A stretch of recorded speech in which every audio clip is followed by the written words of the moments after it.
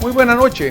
Muchas gracias por estar de nuevo con nosotros en Acción Positiva, en televisión y siempre buscando llevarle al guatemalteco, al ciudadano, pues la experiencia, el conocimiento, la información que es tan importante para esta vida nacional.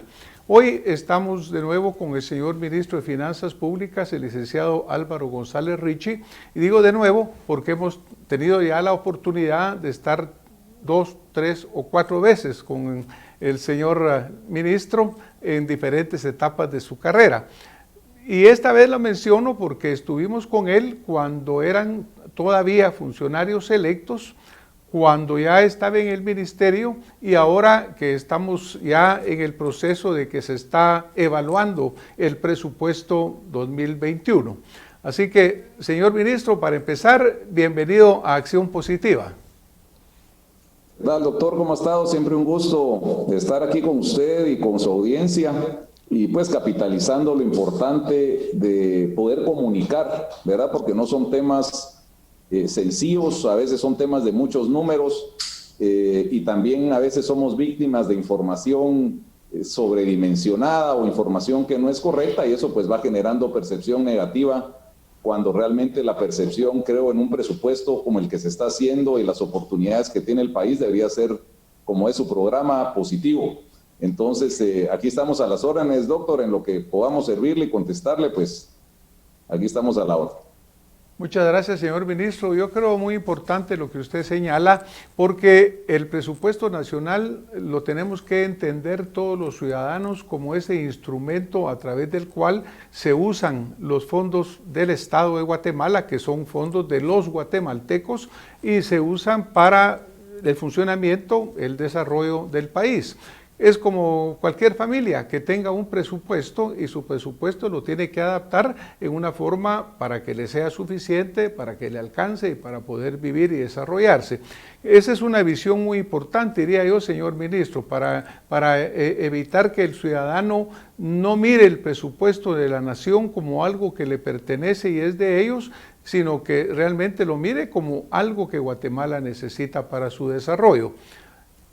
Quería empezar por comentarle que cuando usted estaba antes de tomar posesión, hablamos que les tocó empezar a trabajar con un presupuesto que ya venía hecho y un presupuesto que no se adaptaba necesariamente a lo que ustedes tenían planificado.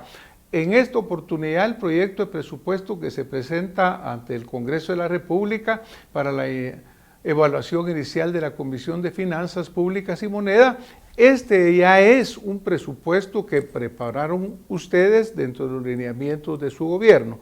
¿Es así, señor ministro? ¿Usted considera que este presupuesto sí ya responde a lo que ustedes visualizan y desean para Guatemala? Exponencialmente mayor cobertura y mayor participación. ¿Qué quiere decir? Que nos permitió a nosotros poder subir las presentaciones en las diferentes videoconferencias. Tuvimos 6 talleres, 3 foros, mucha interacción por Twitter, por Facebook, preguntas directas, mucha retroalimentación de sociedad civil, universidades, tanques de pensamiento, personas particulares, medios de comunicación. Entonces diría que este presupuesto nació a través del ejercicio de presupuesto abierto y nosotros ese ejercicio de presupuesto abierto tomando también en cuenta lo que a nosotros nos dijo el Banco Central a través de sus análisis conjuntamente con la SAT, nos dijo cuánto íbamos, ahí sí que cuánto íbamos a ganar y cuánto podíamos gastar. Esto no es un presupuesto que haya nacido, he de aclararlo, que en el Ministerio de Finanzas pues nos sentamos en una mesa y dijimos, bueno, ¿qué ponemos? Esto obedece a un análisis totalmente técnico, en donde el país también, cuando hablamos de deuda, por ejemplo, esto lo hemos hablado nosotros, el nivel de deuda del presupuesto con el Fondo Monetario, con las calificadoras de riesgo, o sea, va todo muy empatado y de alguna forma sí obedece al Plan General de Gobierno y al Plan de Innovación y Desarrollo, que fue cabalmente el que se habló durante la campaña. Lógicamente el tema de la pandemia nos desenfocó un poco en ciertos temas, ya que hubo que priorizar salud, hubo que priorizar algunas otras cosas, pero diría que este presupuesto para el año 2021 sí es un presupuesto que viene de los diferentes ministerios, o sea, no es finanzas el que pone el presupuesto, son los ministerios los que de acuerdo a su plan de gobierno y plan propio de cada ministerio nos dicen qué rubros son los que quieren fortalecer y nosotros como finanzas lo empatamos pues con los ingresos que podríamos tener nosotros a través pues lógicamente de deuda y de impuestos. Gracias, señor ministro. Tal vez para enfatizar un poco la pregunta que yo le hacía, es porque en otra entrevista que tuvimos anteriormente, usted me comentaba el hecho de que este presupuesto que no se aprobó y con el cual tuvieron que seguir trabajando, no se adaptaba al modelo que usted visualizaba. Usted hablaba, por ejemplo, de un cambio de modelo hacia un modelo exportador, es decir, que hubiera inversión en áreas que vinieran a fomentar la exportación. Este proyecto de presupuesto que ustedes presentan para el 2021 sí ya está encaminado en ese modelo exportador que ustedes visualizaban para su gobierno. Yo le diría que sí, lo que pasa es que la misma pandemia también nos hizo cambiar un poquito, le diría, el enfoque de qué necesitamos nosotros en el presupuesto para el próximo año, ya que antes, antes de la pandemia el mundo era diferente y yo creo que el mundo ahora, después de la pandemia, es un mundo diferente. Ya los objetivos no pueden ser los mismos, por lo cual sí hubo que hacer, pues tal vez un cambio de giro en algunos temas. Pero ¿qué es lo que se está buscando en este presupuesto, doctor? Es la primera fase, que fue el estabilizar la economía, ya se hizo. O sea, realmente lo que se hizo con los préstamos orientados al COVID de reactivación económica, que fueron 14.610 millones, esos son los préstamos. Yo he oído en algunos en redes que hablan de 30.000, de 40.000, son 14.610 millones, de los cuales 11.000 millones son estrictamente del decreto 13-2020, que fueron donde está el bono familia, donde está el programa de créditos, el fondo de protección al empleo, ahí es donde están los 11.000 millones, y el resto pues son otros programas que salieron de otros decretos. Ahorita estabilizar la economía le diría que ya está, o sea, no podemos minimizar los sectores que salieron mal golpeados, no podemos minimizar la cantidad de fallecidos, de enfermos, eso no lo estamos minimizando, pero le diría que la economía ahorita ya va para arriba. Todos los indicadores en términos de recaudación tributaria, en temas de recuperación a través de las remesas, que es dinero que mandan los hermanos migrantes para acá, que se trasladan al consumo, le diría el comercio exterior está para arriba. Entonces ahorita ya estamos en una etapa que pasamos de la estabilización a la reactivación. Este presupuesto del 2021 lo que conlleva, le diría, diferente a los otros años, es que tiene un capítulo que es cabalmente de reactivación económica y social. Y ese capítulo de reactivación económica y social, por ejemplo, tiene alrededor de 2.882 millones de quetzales que se le van a dar adicionalmente al Ministerio de Comunicaciones. Tiene un programa de 1.000 millones de quetzales en 3 años para el Ministerio de Agricultura, que son para programas de riego, el seguro agropecuario, centros de acopio, fortalecimiento de suelos, que esto es pues claramente somos un país agrícola, es para poder fortalecer a los campesinos, a la gente que se dedica a la agricultura. Tenemos también una inversión en tecnología, en educación, parte de seguridad alimentaria también. Entonces le diría que lo diferente ahora, doctor, es que este presupuesto comparado con el de este año, con el presupuesto vigente de este año, es un presupuesto, para empezar, que es menor. O sea, es un presupuesto más pequeño. No estamos pidiendo un presupuesto más grande. El presupuesto del año 2020 es de 107.000 millones. El presupuesto del año 2021 son 99.700 millones. ¿Eso qué conlleva también? Que el déficit fiscal es más bajo. Pues no vamos a tener pues 5.7%, vamos a tener 4.9%.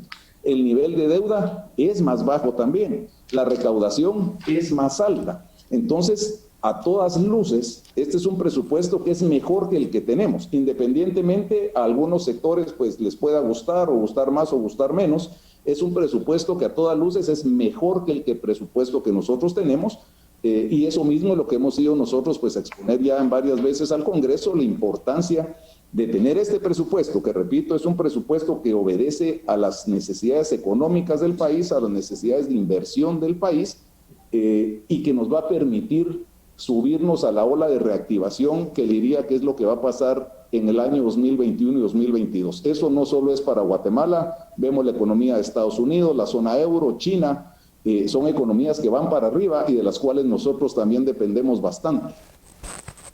Bueno, yo creo que de acuerdo a las gráficas que presenta el Banco de Guatemala, el déficit fiscal, como usted menciona, sí baja un poco, queda en un 4.9, pero la deuda pública sube a un 36.3. En cualquier forma, alguno de los señalamientos que se hacen es que, al igual que los anteriores, este sigue siendo un presupuesto desfinanciado. Algo que también preocupa un poco, señor ministro, es que cuando se mira el presupuesto multianual, cuando vemos la proyección hacia el año 2025, partiendo del 2021 al 2025, hay un incremento permanente en lo que es la deuda. La deuda pública se mantiene subiendo. Esa es parte de una preocupación importante. Y por otro lado, también cuando vemos nuestra relación con el Producto Interno Bruto se mantiene en un 36, pues se dice que 50 es el límite, pero cuando comparamos la deuda total contra los ingresos fiscales, sí vemos que estamos por arriba de la cantidad 350% que se implica como un número. Quiere decir que realmente nuestros ingresos son insuficientes para cubrir nuestros gastos. Sí, mire, le diría que hay temas importantes, doctor, que tal vez es bien importante que de la audiencia tengan claro. Uno, somos un país deficitario. ¿Qué quiere decir? Que nosotros lastimosamente llevamos 30 años o 40 años, tal vez no sabría decirle el dato exacto, que adquirimos deuda. ¿Eso qué quiere decir? Que somos un país que seguimos necesitando la deuda. Pero y a nadie nos gusta la deuda, o sea, ni en lo personal, ni en las empresas, ni en nada. O sea, al final del día, qué mejor para un país como Guatemala o para uno en lo personal no incurrir en deuda. Pero somos un país que hemos sido deficitario durante mucho tiempo. No es consuelo decirlo, pero somos el país, le diría, con la deuda en relación al Producto Interno Bruto más bajos, le diría que en muchos países del mundo. Le doy un ejemplo. Ahorita estamos nosotros alrededor del 30, vamos a llegar tal vez al 32 o 33% a final de año en relación de deuda versus el Producto Interno Bruto. Estados Unidos debe 135% de su Producto Interno Bruto. México debe deber el 60% de su Producto Interno Bruto. Japón debe 80% de su Producto Interno Bruto. Entonces, la relación, le repito, de Guatemala sigue siendo muy sólida. Y el problema realmente de la deuda no es tanto la deuda, sino cómo se usa la deuda. ¿Qué es lo que nosotros tenemos que hacer? Usar la deuda para inversión, y ese es un porcentaje muy interesante, doctor, en este presupuesto. Generalmente los presupuestos, el porcentaje de inversión dentro del presupuesto era 12 o 13%. Este año, le diría que históricamente estamos contemplando casi un 21% de inversión dentro del presupuesto. Entonces es una deuda que va dirigida a inversión. ¿Y a qué me refiero en inversión? Es infraestructura, autopistas, puentes, pasos a desnivel.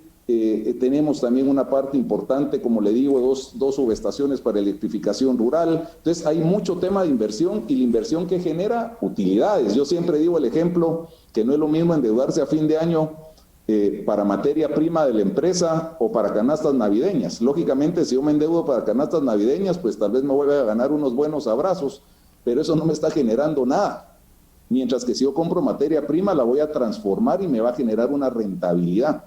¿Qué es lo que estamos haciendo ahora? Repito, una tendencia a la baja de deuda versus PIB. Vamos a tener menos deuda porcentualmente al PIB que el año anterior. Vamos a tener un menor déficit que el año anterior, pensando en el 2021, en relación al 2020. Y el plan es que nosotros en 5 años vamos a llegar otra vez a déficits de 2.2%, que es el déficit fiscal, le diría, de un país sumamente sano, y un déficit que a nosotros el mismo Fondo Monetario Internacional nos recomienda. La deuda versus PIB, le repito, estamos en un índice sumamente sano, y lo que usted dice, cuando nos vamos a relación de ingresos versus deuda, pues sí estamos, le diría, en un margen todavía sostenible. O sea, no estamos en un margen crítico, estamos claros que es un modelo que no es sostenible.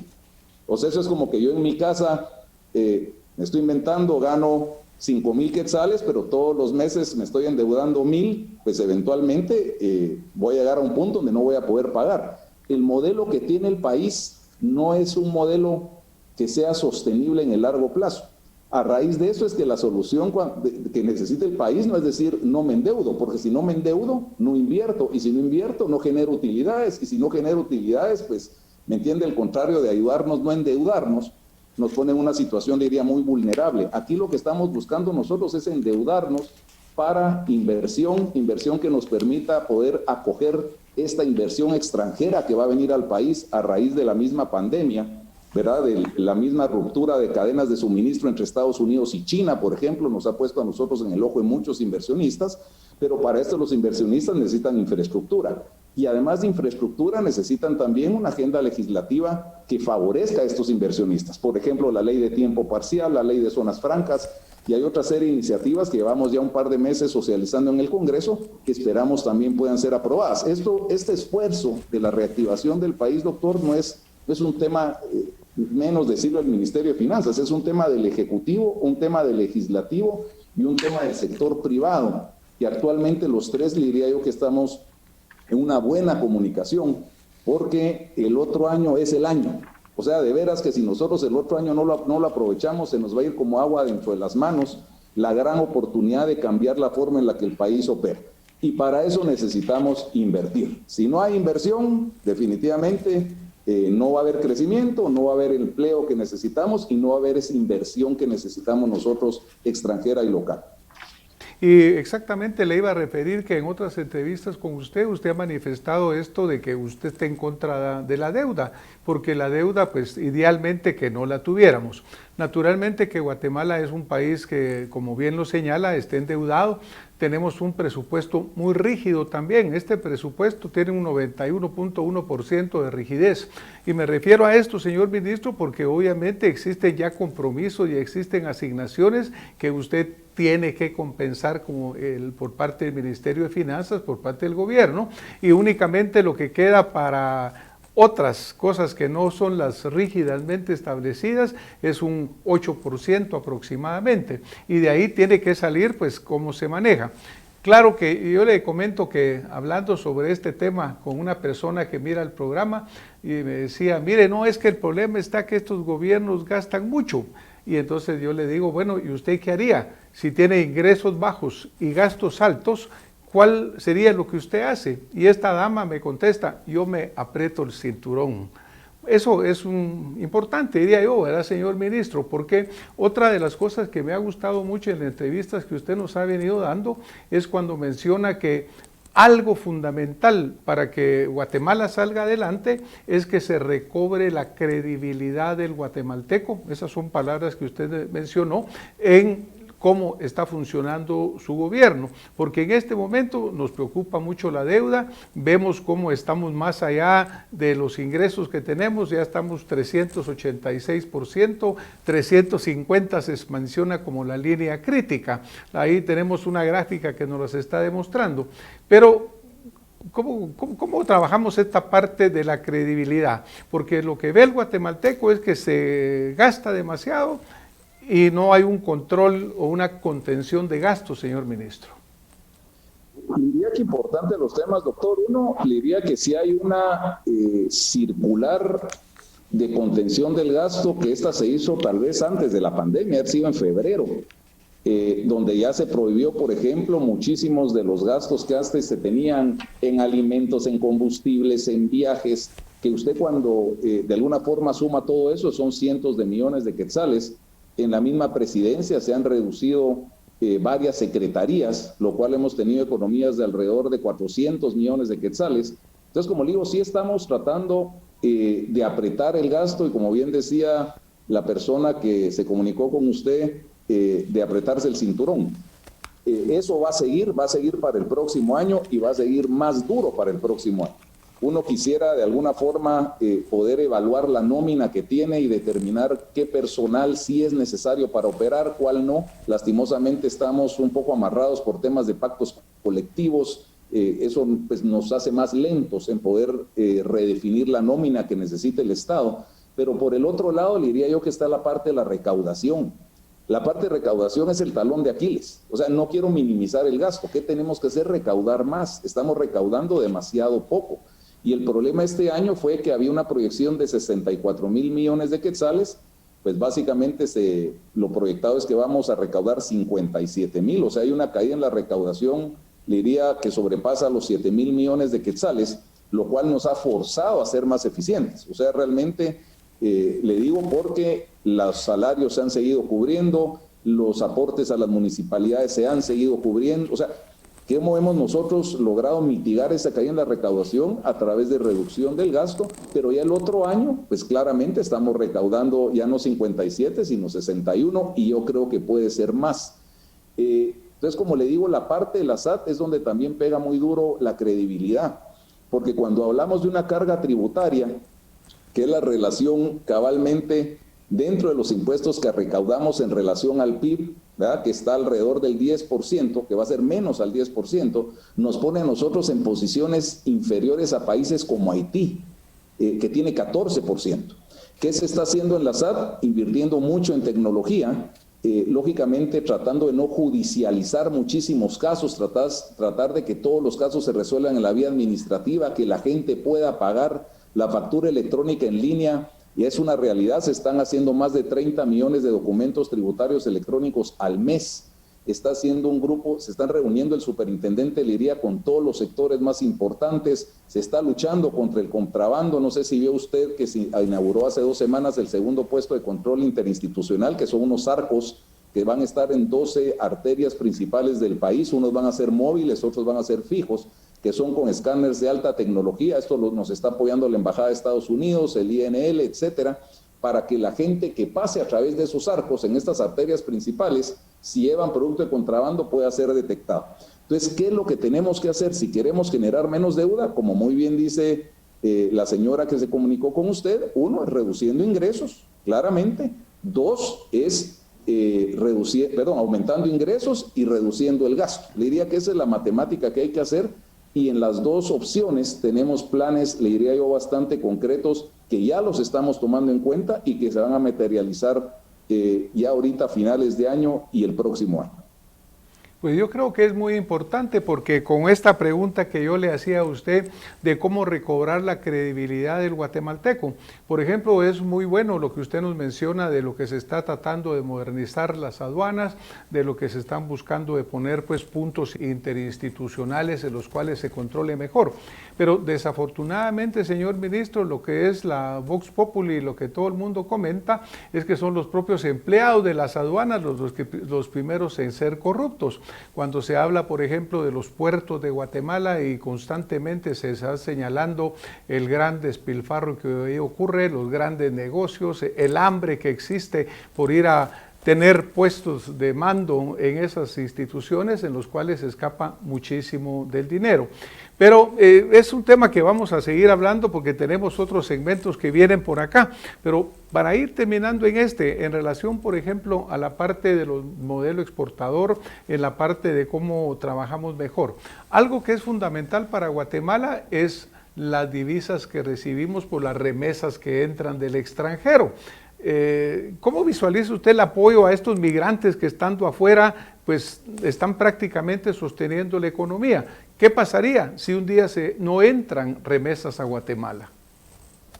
Le diría que las remesas, doctor, equivalen al 12% del PIB, o sea, es una cantidad sumamente importante, y parte de lo que se está haciendo también es, mire, ojalá no entraran remesas de guatemaltecos que están en Estados Unidos, sino que esas remesas, el equivalente se generara en mano de obra local, porque uno cuando habla de que no hayan remesas, no es simplemente que no hayan, es que las personas ya no se vayan porque tienen fuentes de empleo acá. Entonces, como le digo, la pregunta no ronda en una sola arista, sino que lo que se está haciendo, por ejemplo, es que ya Estados Unidos, entendiendo que la migración no la puede detener poniendo muros, ya está dando líneas de $1,000 millones al año para el sector privado.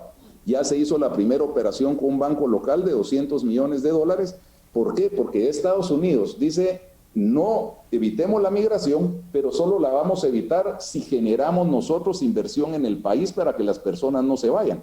Como lo he dicho, ¿quién en su sano juicio se va a ir de su país con su familia, con este clima que tenemos, con una tierra tan noble, a estar bajo la nieve, ¿me entiende? Probablemente en el norte de Estados Unidos, pasando penas sin su familia y mandando parte del sueldo para acá? Nadie lo haría si tuviéramos las oportunidades. Por eso mismo es que no podemos nosotros ver el tema de las divisas solo como qué pasa si no viene. No, es qué pasa si no viene, pero cómo vamos nosotros a generar ese equivalente de esas divisas en el país a través de la generación de empleo formal, y ahí es cabalmente donde toda la parte del modelo exportador, ¿me entiende?, también hace sentido. ¿Cómo vamos a tener un modelo exportador? Uno, pues manteniendo la economía sana claramente, y dos, facilitando a que las empresas que vengan de fuera y la misma inversión local tengan la certeza jurídica, la certeza fiscal de que pueden invertir en Guatemala en negocios de largo plazo. Para eso, le repito, no solo es un tema financiero, es un tema también, lógicamente, legislativo. Muchas gracias, señor ministro. En este momento vamos a tener que retirarnos, señor ministro, porque el tiempo se nos está agotando, pero vamos a continuar este programa y en el próximo programa vamos a seguir hablando de temas fundamentales como serán, por ejemplo, habrá más impuestos en Guatemala, cómo mejorar la recaudación y cómo contener los gastos. Pero ahorita nos vamos a tener que retirar, señor ministro. Regresamos el próximo domingo con más acción positiva.